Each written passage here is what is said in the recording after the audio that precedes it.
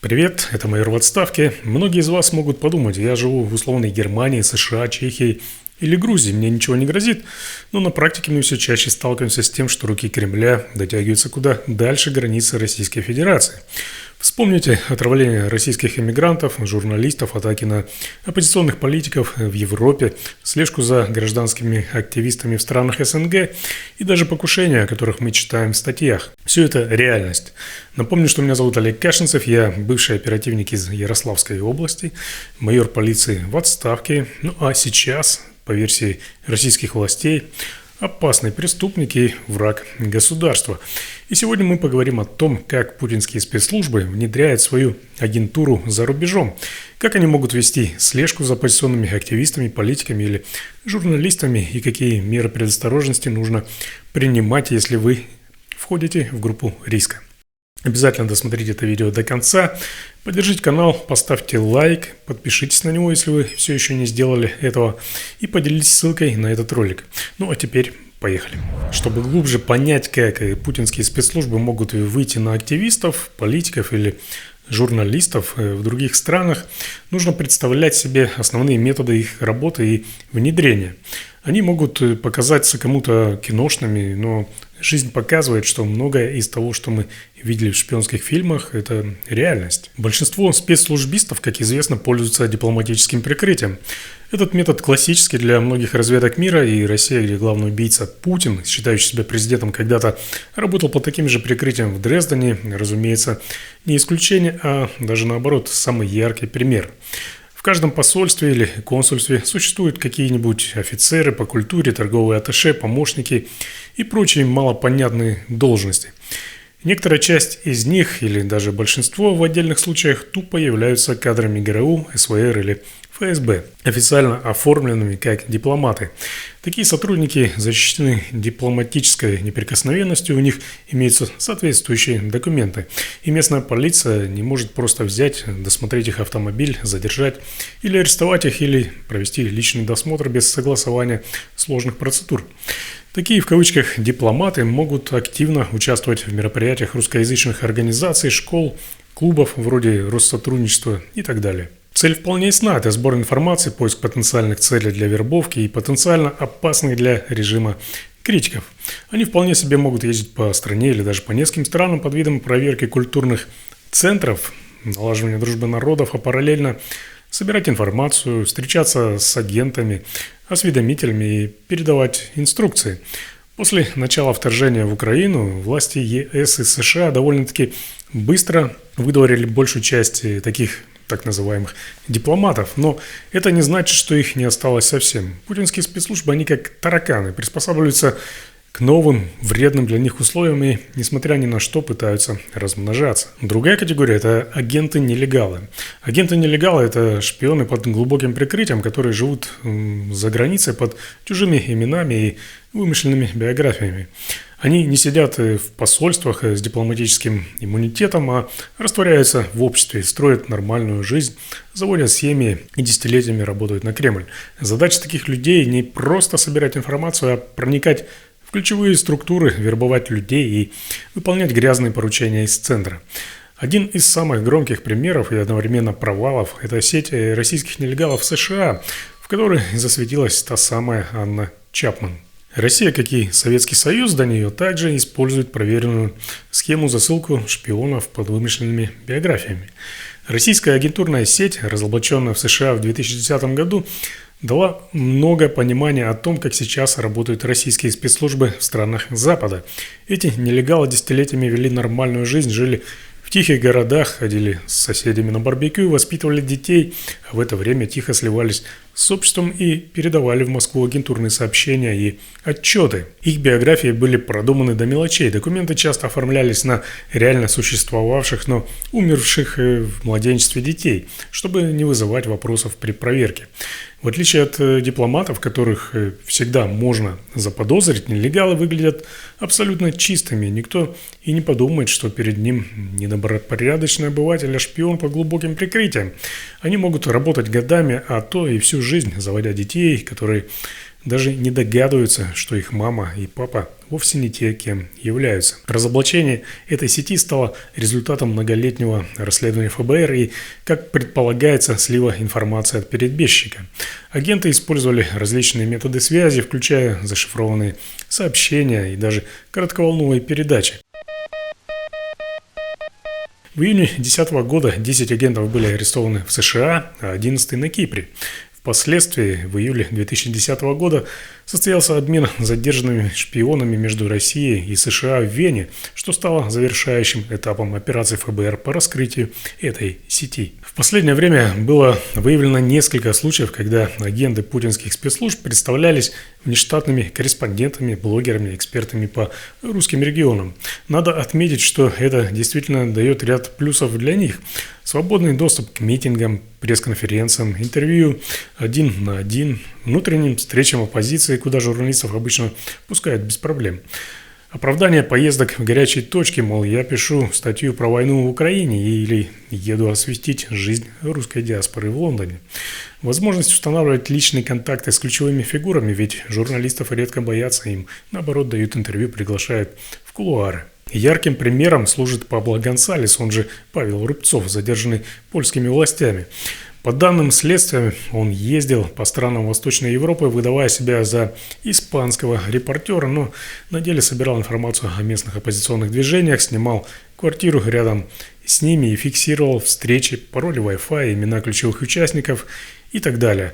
А потом, как дятел, строчил агентурные сообщения в Москву.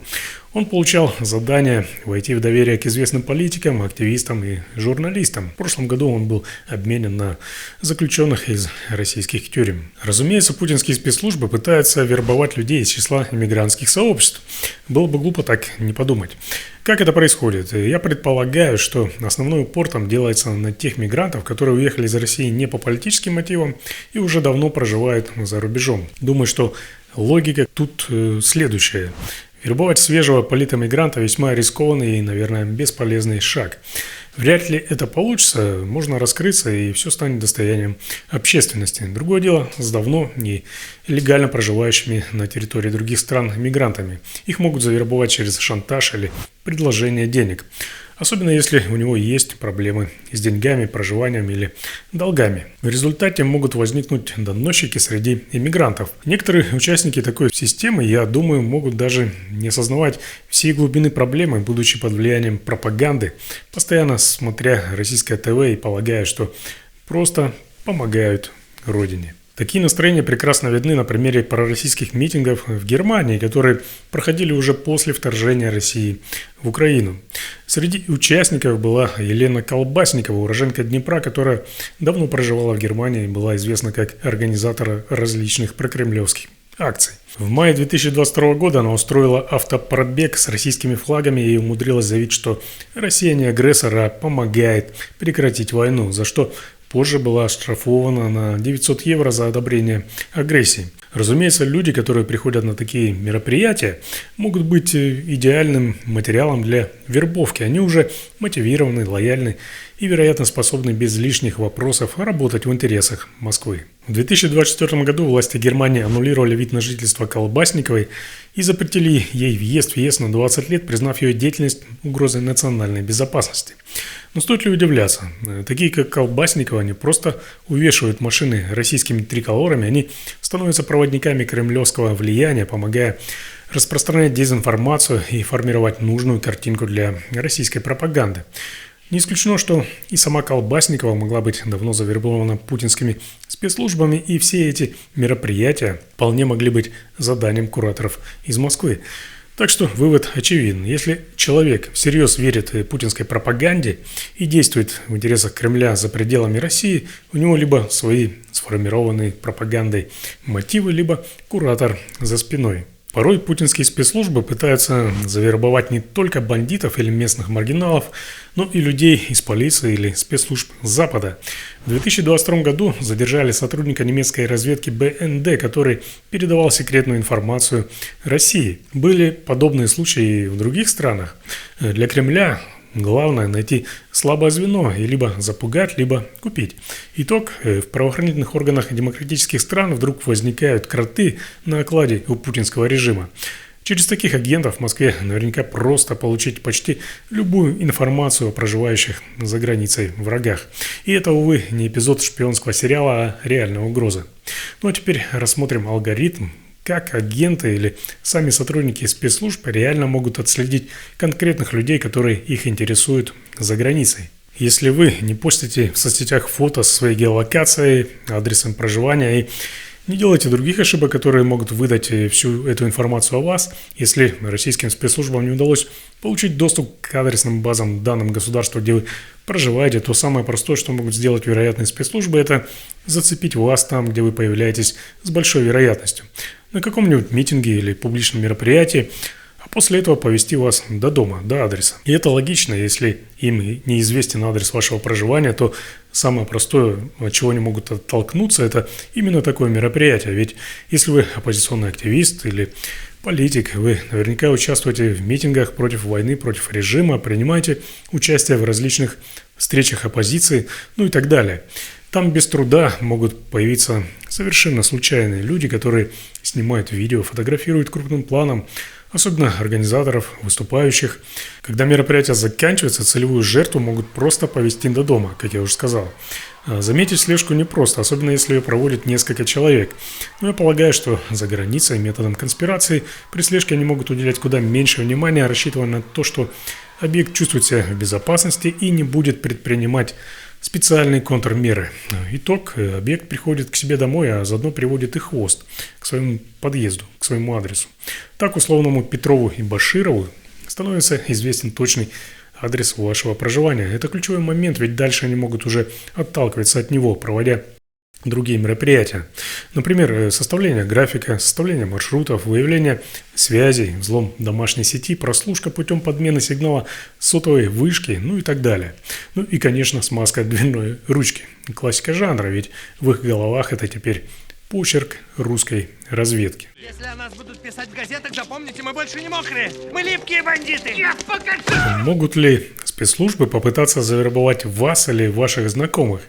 Попытаться, разумеется, они могут, но очевидно, что, по их мнению, не каждый объект годится для этого. Ошибка выбора цели может стать губительной и будет сулить полным провалом. Также путинские упыри могут постараться подойти к вам через ваших коллег или друзей. К примеру, один из ваших старых знакомых вдруг приглашает вас на чай, а в том месте, куда вы переедете, уже все готово, жучки и камеры. Если у знакомого есть проблемы, долги, зависимость, хвосты, его могут зацепить. Зафиксированы случаи, когда люди, позиционирующие себя как оппозиционеры, внезапно начинали требовать от товарищей подробных отчетов, создавать радикальные чаты, провоцировать на экстремистские высказывания, а потом эти материалы всплывали в российских судах. Помимо физической наружки, не забывайте и о технике, мессенджеры, соцсети. Российские спецслужбы могут взломать ваши аккаунты, установить, где вы часто бываете. Например, отслеживая ваш Telegram, если вы используете незащищенную учетную запись без двухфакторной аутентификации. Они могут выяснить, в каких чатах вы общаетесь, узнать, когда вы онлайн и так далее. А теперь давайте вспомним наиболее яркие случаи, которые иллюстрируют, насколько далеко может зайти Кремль при работе за границей. Александр Литвиненко, бывший сотрудник ФСБ, который бежал в Великобританию и получил там убежище. Казалось бы, в Лондоне он находился под защитой местных органов, однако с ним связался бывший коллега Андрей Луговой, пригласил выпить чай в отеле, где в чашку подмешал радиоактивный полоний-210, тем самым убив его. Перед этим был период так называемой обработки. Луговой и его напарники неоднократно встречались с Литвиненко, чтобы сформировать у него ощущение дружеских отношений и притупить бдительность. Итог: Литвиненко скончался в тяжелых муках, а британское следствие установило, что действия Лугового и его друга Ковтуна санкционировали в российских верхах. Сергей Скрипаль – это бывший полковник ГРУ, перебежчик. Он проживал в Солсбери, это маленький городок в Англии. Российские агенты, чья подлинная личность – это Чапига и Мишкин, прибыли под видом туристов поглядеть на шпиль собора, но на самом деле они нанесли новичок на ручку двери дома Скрипаля. То есть абсолютно точно, что за Скрипалем, вероятно, долгое время вели наблюдение, знали, где он живет, как передвигается, какие у него распорядки дня, и передали эти данные Чапиге и Мишкину. Исполнителей Чапигу и Мишкина, они же тупой еще тупее, зафиксировали камеры по всему Солсбери. Позже их однополая легенда Петров плюс Баширов была разоблачена британской полицией и спецслужбами. Были случаи, когда активисты артподготовки Вячеслава Мальцева выезжали из страны и пытались консолидироваться за границей, но сталкивались с подставными агентами. Показательная история участника движения из Екатеринбурга Рафаила Шепелева. После отъезда в Грузию он планировал присоединиться к Легиону Свобода России и даже поверил обещаниям определенных лиц помочь ему уехать на фронт через Польшу. Однако, по словам Шепелева, те, кто представился ему союзниками, оказались подставными российскими агентами.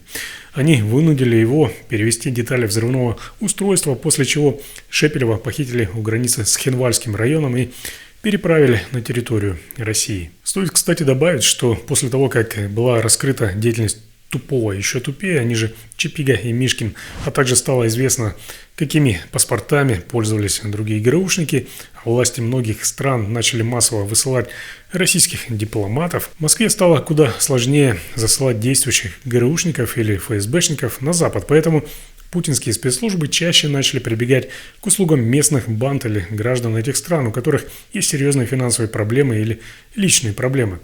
Это классическая серая схема, где Кремль старается по максимуму отмежеваться от исполнителей, чтобы в случае провала можно было все списать на обычную криминальную разборку. Я рискну предположить, что после 24 февраля 2022 года спецслужбы России вполне могли воспользоваться волной эмиграции из страны и под видом беженцев отправить за границу своих агентов-нелегалов. Было бы странно, если бы они упустили такую возможность. Создать фальшивые политические кейсы для получения убежища для них, наверное, это не проблема, а удобный инструмент. Поэтому я с пониманием отношусь к тому, что западные страны еще тщательнее стали проверять российских иммигрантов.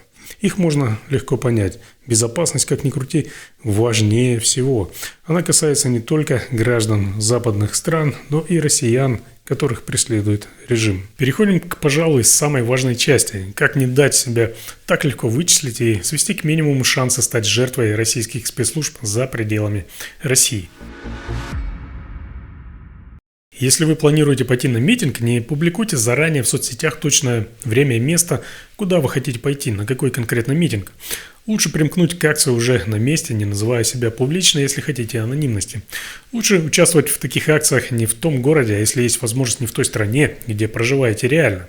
Когда уходите с митинга, следите, не тянется ли кто-нибудь за вами. Даже несколько раз взглянуть по сторонам может спугнуть тех, кто решит за вами последовать, ведь у них задача не раскрыться.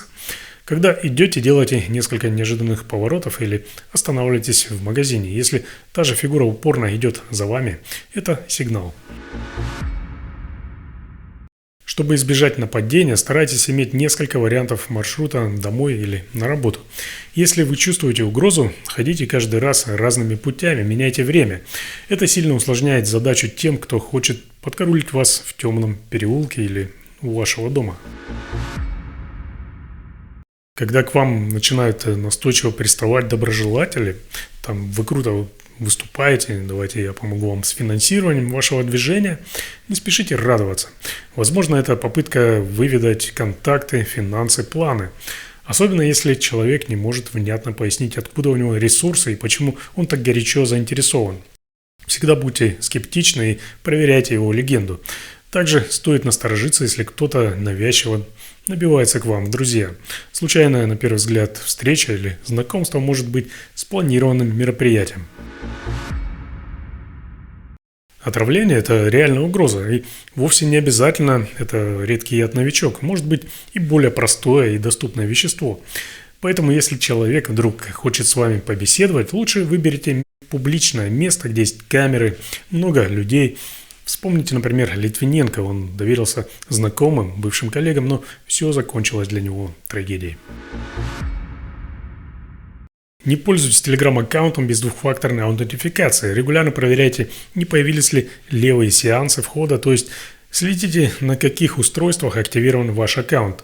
Это можно сделать в его настройках. Шифруйте ноутбук, ставьте сложные пароли. Не подключайтесь к публичным Wi-Fi без VPN. Запомните, если вы представляете интерес для путинских спецслужб, если они уже следят за вами, то Они могут пойти на атаки путем взлома через фейковые точки доступа, то есть Wi-Fi. Скройте в настройках имя своей домашней сети Wi-Fi. Удаляйте метаданные из файлов, которые вы пересылаете кому-либо. И, разумеется, не постите фото со своим реальным местоположением. Если чувствуете, что угроза реальна, лучше перестраховаться. Сменить место жительства, на время залечь на дно у друзей, причем сделать это без лишнего шума. Не пишите там «я переезжаю на новую квартиру в такой-то район» в соцсетях. Обратитесь к правозащитным организациям, которые есть в Европе и других странах, например, Amnesty International, местные фонды. Расскажите, что ощущаете преследование. Порой публичность может обезопасить. И, разумеется, обратитесь как можно скорее в местную полицию. Не теряйте голову, но и не будьте слишком беспечны. Да, полная паранойя способна парализовать вашу жизнь, но игнорирование угрозы – это ошибка иного рода. Найдите баланс, разработайте систему небольших контрмер, чтобы не быть самой легкой мишенью, но и не выглядеть параноиком. Говорят, что если хотят убить, то убьют, но это не всегда правда. Иногда преступник или сотрудник спецслужб предпочитает простейший вариант. Если с вами все сложно и это несет риски разоблачения, он может отказаться от операции. И запомните, если у вас паранойя, это совсем не означает, что вас не хотят убить. Чтобы глубже осознать, что методы преследования и внедрения за границей не новое ноу-хау Путина, а наследие еще советских времен, приведу пару исторических справок. В 20-х годах прошлого века советская разведка ГПУ создала фиктивную монархическую организацию Трест, якобы действующую против большевиков. В нее ловко втягивали белоэмигрантов за рубежом, обещали скорый переворот. При этом чекисты отслеживали всех, кто проявлял интерес к борьбе с советской властью. В итоге многих арестовали, выманив назад в СССР, а кое-кого тупо похитили. В 70-х, 80-х годах КГБ активно действовал во Франции, ФРГ, Англии, отслеживая деятелей НТС, это Народно-трудовой союз, других организаций русской эмиграции. Люди жаловались на слежку, пытались обращаться к местной полиции, но системного решения не было. Так, например, известен случай, когда чекисты внедрялись в редакции мигрантских газет, писали материалы, все время критикуя конкурентов по эмиграции и собирая сведения о финансовых спонсорах. Уже в новейшей истории происходили убийства оппонентов режима Рамзана Кадырова, в том числе в Турции, Австрии, Германии. Людей каким-то образом выискивали, вероятно, через соцсети, через знакомых, потом выслеживали у места жительства. Абсолютно точно все это было согласовано с Кремлем или, как минимум, санкционировано сверху. Все эти истории подтверждают, что длинная рука Москвы пыталась и продолжает пытаться действовать даже за границей. И при нынешнем режиме, где репрессии растут, эти методы только расширяются и развиваются. Да, руки Кремля длинные, но не всесильные. Практика показывает, что они в первую очередь ищут самые простые цели. Людей без элементарных мер безопасности, без контрнаблюдения, неосторожных и беспечных. Если вы не даете поводов, если вы внимательны и непредсказуемы, вы резко снижаете риск попасть в их поле зрения. Преступнику всегда проще искать где тоньше, чем лезть туда, где ему могут дать по зубам. Не позволяйте себе впадать в панику, но и не будьте слишком наивны. Разработайте минимальные защитные меры. Продумайте, как реагировать, если у вас появится хвост. Иногда даже небольшая паранойя полезнее беспечного авось пронесет. Помните, что у руля в России стоит отнюдь не политик и даже не гениальный стратег, а самый настоящий убийца, на чьих руках кровь не только отдельных политических оппонентов, но и сотен тысяч жертв войны. Вместо развития страны и экономики он развивает навыки устранения неугодных, финансирует не школы и больницы, а гигантский репрессивный аппарат и новые способы убивать. Он превратил государство в огромную машину для террора, и сегодняшние Петровы и Башировы лишь часть этой кровавой системы. У меня на сегодня все. Спасибо, что досмотрели это видео до конца. Высказывайте свое мнение в комментариях и задавайте вопросы. Ну, а также ждите новых полезных и интересных видео. А для получения оперативной информации не забывайте также подписываться на мой телеграм-канал. Ссылка есть в описании. Информация там обновляется каждый день. Ну и как всегда, ставьте лайки, делитесь этим видео и подписывайтесь на этот канал. Здесь вас никто не обманет.